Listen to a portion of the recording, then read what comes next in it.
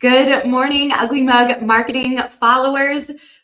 It's another edition of Ugly Mug Marketing Coffee Chats, the live show where we drink coffee and talk about all things marketing and business related.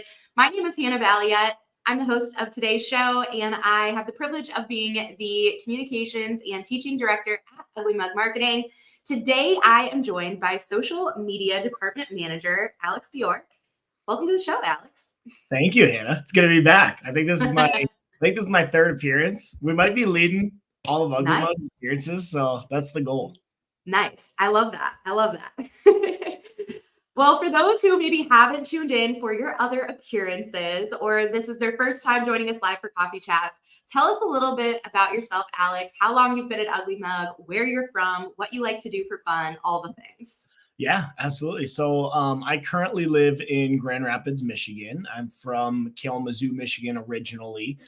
So I am one of the few at Ugly Mug that work remote throughout the U.S. And so we get to come into Alexandria every now and then and enjoy the company of everybody in the office, which is super fun. We're actually heading there later this week, actually tomorrow.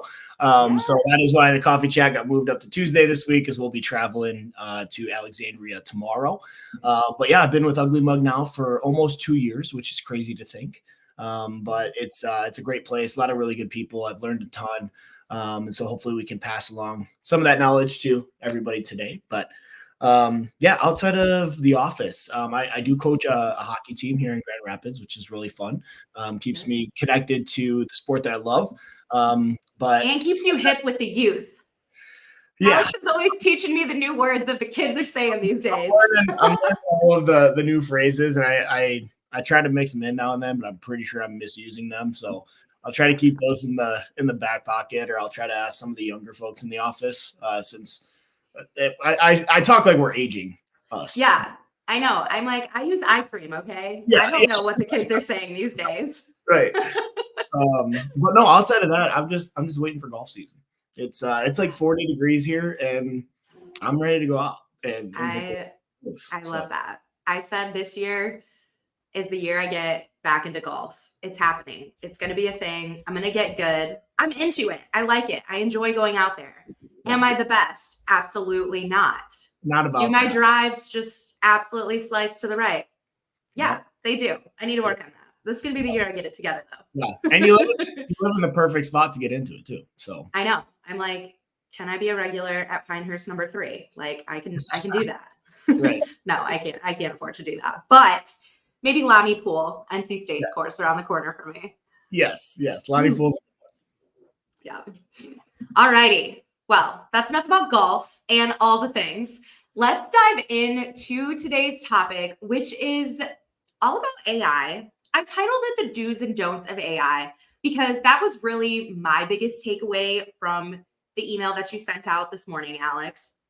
And I think that there's a lot of people on both ends of the spectrum when it comes to AI and marketing. There are some people that are fully bought in and they're like, oh my gosh, ChatGPT is writing all my posts, it's doing all my content, or it's writing all of my blogs. And this is making my life so much easier. This is amazing. But then there's also this other end of the spectrum that they're like, I don't really know about all of that. I don't really understand how it works. I keep hearing people talking about ChatGPT, but maybe I just don't feel tech savvy enough to really dive into that. And so then obviously there's people in between that, right? And sometimes I think we even fall somewhere in the middle of that because there are good ways and bad ways that this can be used. And really before we dive into that, I just kind of wanted to preface this conversation for those that are tuning in live or watching this after the fact. We totally understand that you might be fully bought into AI and marketing. You might already be using ChatGPT or other tools. There are tons of amazing tools, honestly, for graphics too, to help you create and optimize really amazing graphics. But then we totally understand that, again, there are other people on the spectrum that are maybe not as familiar or not as bought in. So Alex, let's just start with ChatGPT as like a baseline. Tell us what ChatGPT is. And then maybe after we kind of dive into that, we could talk a little bit about how entrepreneurs and marketers can use it for their marketing to help streamline things. Yeah, for sure. So ChatGPT, I guess in a nutshell, it's a language processing tool. I guess you can describe it as. So let's say that you run a bike shop and you wanted to go into ChatGPT and you say, "Hey, write me 12 posts for my bike shop titled Hannah and Alex's Bike Shop located in Grand Rapids, Michigan." It would automatically generate 12 posts that you could go in and use for your business. So it's essentially a brainstorming robot at your use. So Yeah. different And routes you can go within there though. totally. Like my husband was telling me he watched a video where someone created an entire meal prepping schedule and workout routine that was all within a certain amount of macros. Or, I mean, they're Yeah. guys, like it's not just used for marketing, it can be used for a variety of different things. Meal prepping, creating workouts. Yeah. I can't even begin to list all of the things because It's also like think of Siri. something and you can type it in there. Yeah. If you have a question and you want to ask Siri, you can ask ChatGPT. They know the answer. Yes. Yes. It's kind of, it feels a little creepy though, Yeah. right? Like sometimes, yeah, it feels a little scary, I think, Yeah. because I think, and this is for maybe those people that have fully bought in, maybe now they're thinking, well, why do I need to hire somebody? Because I can just Yeah. get a free version of ChatGPT and it can write all my content. I can schedule it out. But obviously, there's a lot more thought that goes into it. So let's talk a little bit about that. Yeah. How can entrepreneurs, marketers, people that work at other agencies like we do, how can they utilize tools like ChatGPT to make their marketing processes easier or their content creation go smoother from month to month? And maybe touch on some of those do's and don'ts when it comes to that. Yeah, no, absolutely. I think like what you talked about in the beginning, Hannah, with some people we have on this end of the spectrum, some people we have on this end of the spectrum. I think you have to find that balance in the middle, right? You can't just go into Chat GPT and say, write me 12 posts for my Facebook page and copy and paste those, because at the end of the day, that's not authentic and people will be able No. to read through, right? Like if you are posting regularly on your social channels right now and then your voice just completely changes and you sound like a robot, people will pick up on that. Think about when you're chatting with, so we're traveling tomorrow. Let's say we have travel issues and we're chatting with somebody on the Delta or American or however you're getting to Louisiana app, right? Yeah. And you're chatting back and forth. You can instantly tell if you are actually talking to someone or if you're getting Yeah. an automated response, right? So Oh, yeah. people will be able to tell if it's your true authentic self or not.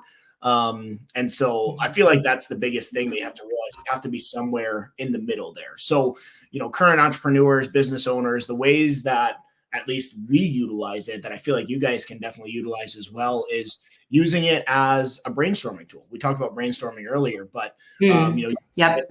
work ideas for headlines, attention grabbers. You can do something as simple as like, hey, I have this really long email that I want to send out to my base, but I need it to be about half the size. Go ahead and throw that into ChatGPT and say, hey, can you condense this unbelievably long piece of copy that I put together? And they can do it. Yes. I feel like that's finding the balance. You don't want to copy and paste, but on the flip side, it's a great tool to be able to utilize to brainstorm, shrink things down. And then I think the biggest thing as well is you don't want to post salesy things over and over and over again on your social channels. So being able to use that to come up with new educational content to put Yeah. out information to your audience is really powerful. Yeah. One example of a way that I've been using that for some of my heating and cooling clients is I'm trying to not make it all so here's this really dense educational content, but more so here's an educational piece of content that's maybe a little bit more interactive. Yeah. So I'll kind of brainstorm a list on my own of maybe different questions that I have about my heating and cooling system at my house, and Yeah. then say, hey, ChatGPT, make me a engaging social media post that includes a quiz about how often you should change your air filters. And then from that, I'll glean pieces of it. I'm never fully copying and pasting it because, to your point, people can tell when it's a robot.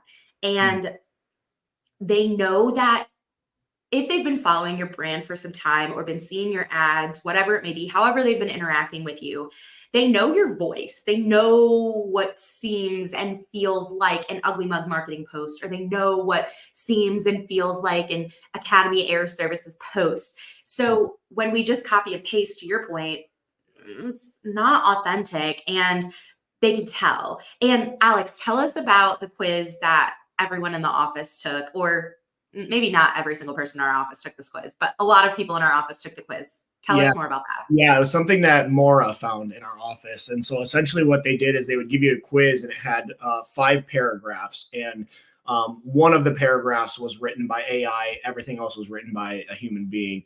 And 80% of our office was able to clearly identify which paragraph was written by ChatGPT without getting touched. So that just tells you right off the bat how easy it is for the naked eye to pick out something like that. Yeah.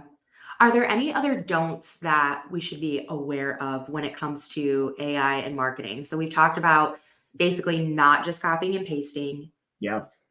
not utilizing it. I mean, this is kind of the same thing, but not using it to just create an entire month's worth of content. And again, copying and pasting. What other things should we be wary of when it comes to ChatGPT or even other AI marketing tools out there? Yeah. I would say don't let that become your voice, even though that kind of goes hand in hand with copy and pasting. But the way that ChatGPT talks, it is different than how you and I converse. Mm, It is yeah. much different. It's not as personal. So don't let that become your voice. So when we talk about copy and pasting, Mm, that's one thing, but even some of the phrasing, make sure that you're changing things up to make sure that the terminology is what you would use with your customer in your store, or whatever that language is that you normally use. I feel like it's very easy to just let them dictate what your voice is now going to be. yeah. And I think the whole thing behind copying and pasting as well is that's not strategic.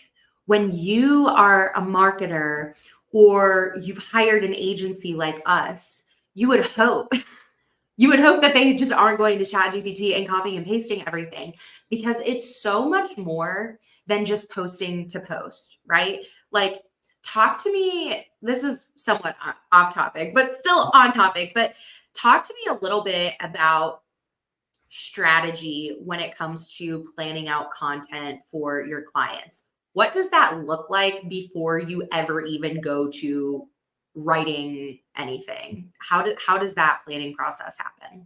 Yeah. So when, just for an example, when we do get a new client, we obviously sit down with them and we try to do as much homework as we can to find that voice of theirs. It's Yeah. not like, when, let's say that Hannah's bike shop were to become an Ugly Mug client and we sit down, when I start creating content for them, I don't want it to be Alex wrote that. I want it to be Hannah's bike shop wrote that, right? And so I Yeah. think that's the first piece, is making sure that you're matching their tone and their voice of what they want to come across as to their audience. And then besides that, we talked a little bit earlier about not just pushing out sales content, but then you dive into, okay, where is your audience at as far as how familiar are they with your brand?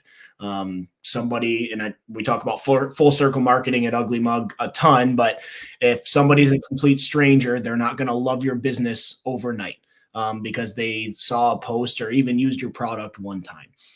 So you have to educate your audience as well. So, you're working people through what we call first full circle marketing. So you're working from a stranger to a friend to a customer and then to an evangelist. And that's not going to happen overnight. So your strategy in your content that you're putting out there, whether it is you putting out an organic post or you have ChatGPT helping you out in making an ad campaign or something like that, you have to touch on those different sectors of the circle.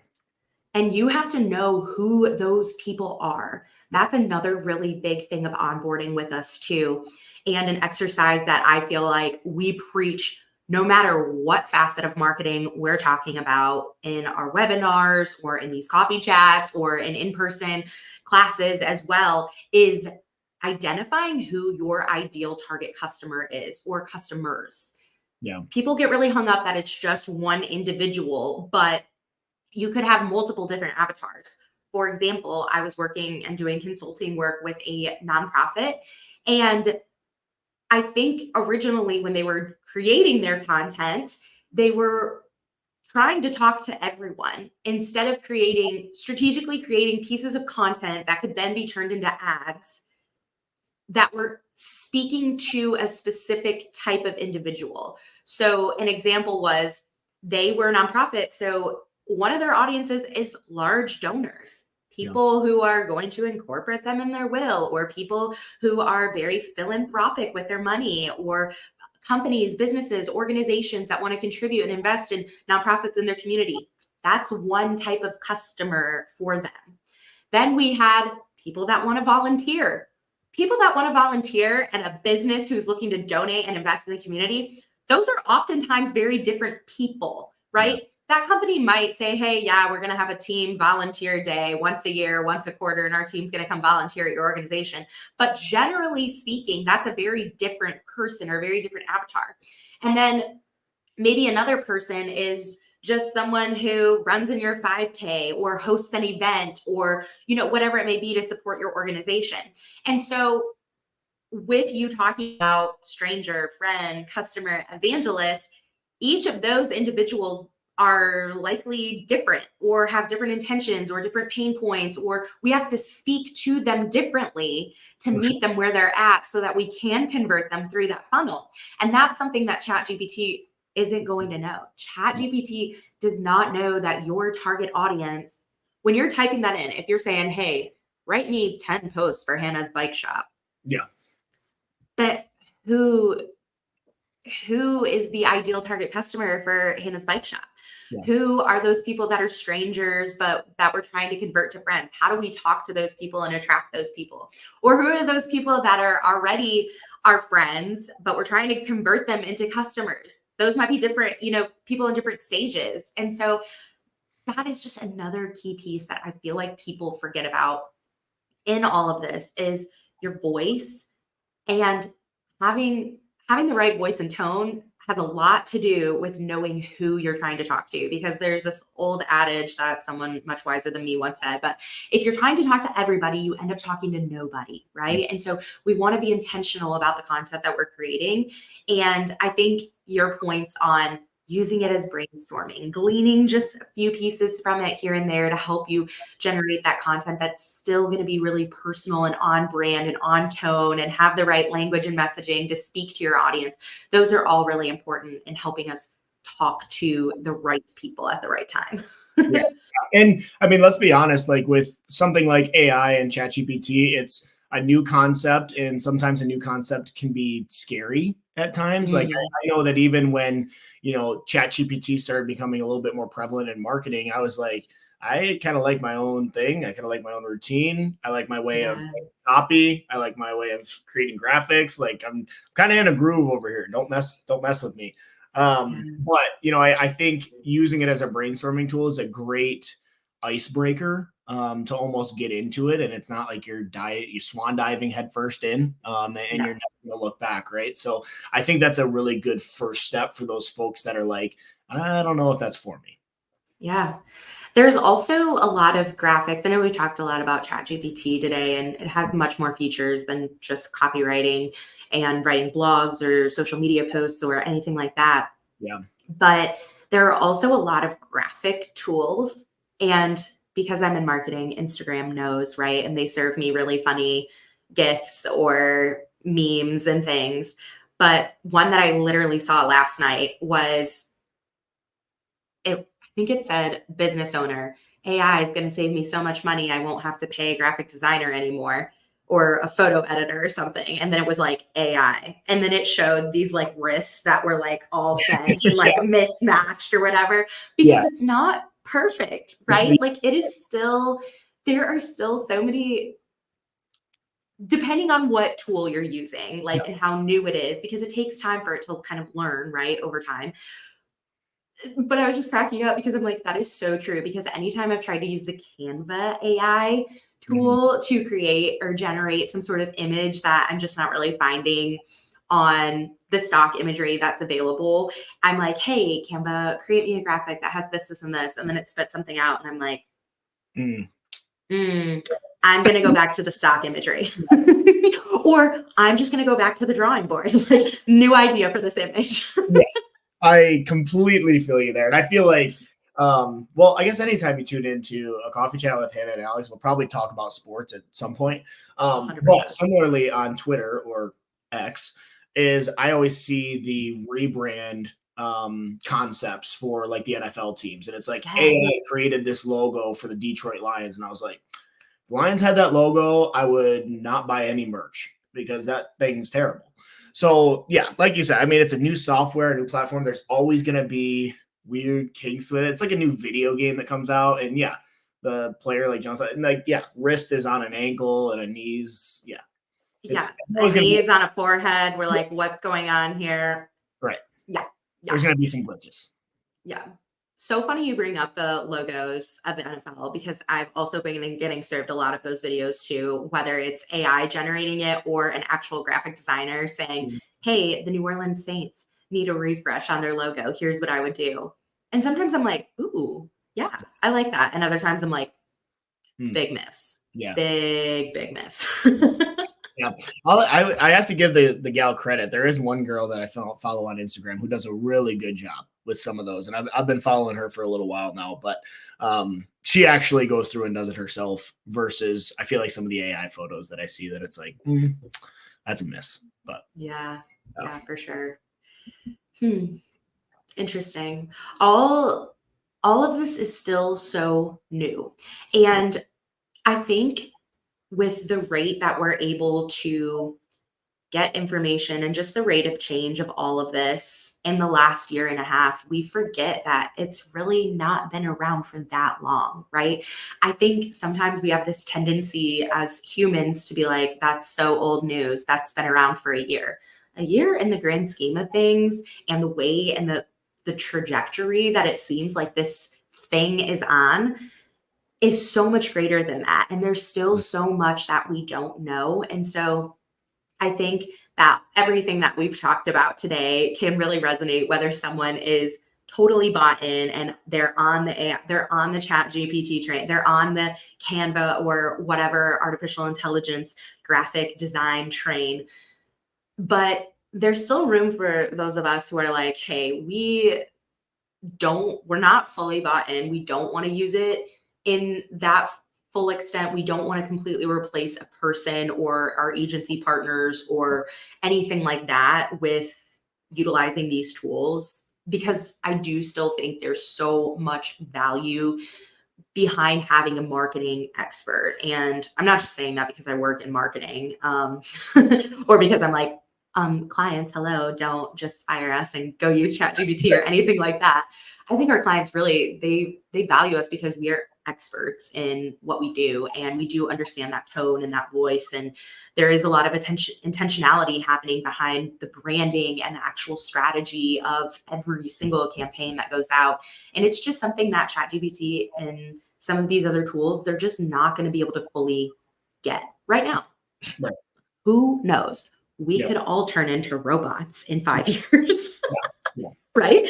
But I think, for those of you who are like, hey, I kind of want to dip my toes in, but again, I'm not full swan diving into all the things AI for marketing or whatever it may be, or just AI even in general. There's still room for you to kind of dip your toes in.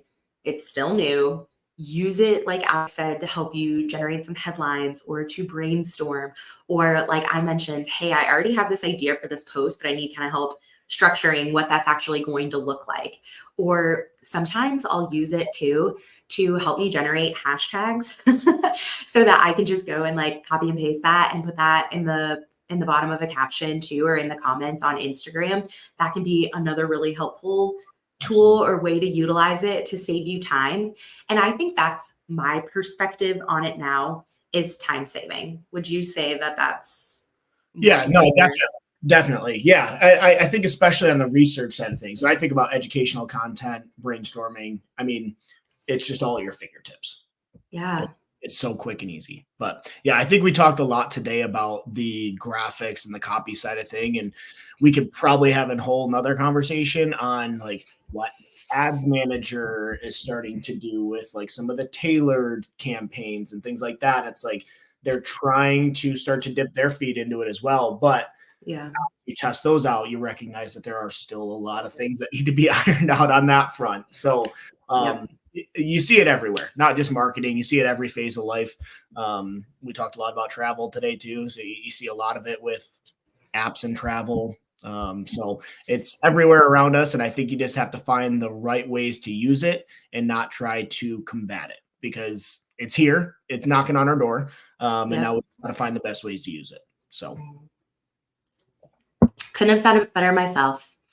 Y'all, this has been jam-packed, but it's been a good conversation. I know some of you watching may be like, okay, where do I go from here? Application, what does that look like for me?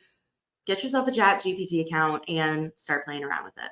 Whether you need help with new ideas for educational content, whether you need blogs, Alex mentioned condensing a really long email down, or just getting started on an email. yeah. These can be really great steps towards using it to save you time, to streamline some of your marketing processes.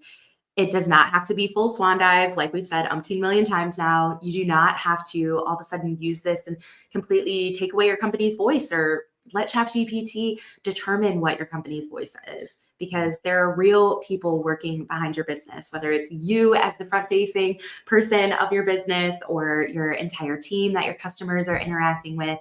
Those are the people behind your business. That's what you want to be the voice, not ChatGPT.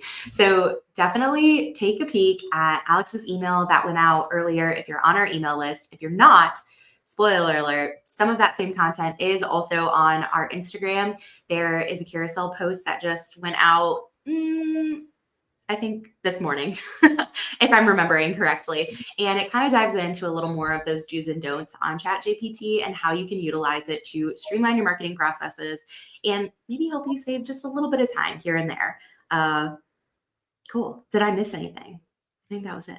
I don't think so. I think that's all good. I mean, like we said, we got a million branches that we can go off of that for probably a million other coffee chats. But since I'm gonna try to keep leading the charge with most amount of appearances, I'm sure we'll get that on the books. I don't know. Lily's up next week, and so she might give you a run for your money on number of appearances. I feel like she's trying to sign up for extra coffee chats. Yeah. I can't Awesome. lose in anything, especially fantasy football. Oh, definitely not. Oh, yeah. I feel like you didn't get the proper recognition. We need to announce that on social media. Alex is the fantasy football champion at Ugly Mug Marketing. He made quite the comeback from last year, guys. I think quite literally he was in last place last year. So it has been a true comeback story. Yeah. He came back and he's got the trophy now. Yeah, I think for the record, I do think Wayne was in last place last year. So I will put myself I will put myself above Wayne, who I'm pretty sure didn't set his lineup once. But yeah, no, this week in Alexandria, we'll get the trophy. So I'm sure we'll have a press conference, photos. Totally. That's why Stale Cracker's coming for our birthday bash too, to congratulate you and present you the trophy. Yeah, totally. Yeah. Forget the fact that it's Ugly Mug's birthday party. This is actually just a fantasy football celebration for Alex. Yeah, I'll sign Freedom Funnel. It's going to be a great time. Can't wait. All right, y'all. Thank you so much for tuning in, whether you watched live and sat through all of this, or if you're catching the replay. So thankful and appreciative for you tuning in, watching us, joining us for a cup of coffee and a conversation all about marketing, business, and everything in between. Next week, like I mentioned, Lily from our marketing team is going to be joining us. We're going to be talking all about QR codes, how we can use them, how not to use them, some tools that you can, or best practices or resources for creating QR codes, all of that kind of fun stuff. Lily is a wealth of knowledge on this and has been implementing a lot of QR code strategies with her marketing clients. So I'm really excited to have her on next week so she can share all the good information with you. But until next time, we'll see y'all. Hey guys.